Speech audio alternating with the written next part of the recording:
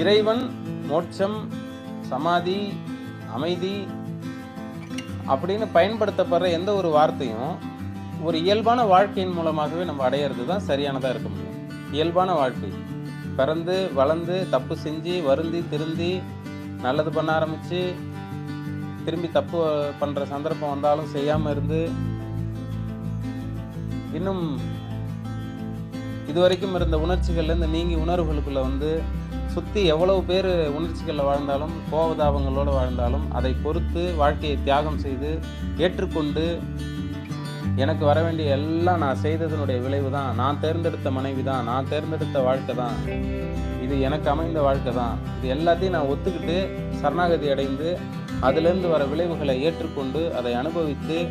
அதனால் என்னுடைய மன அமைதி கெடாமல் நான் வாழ்கிறது தான்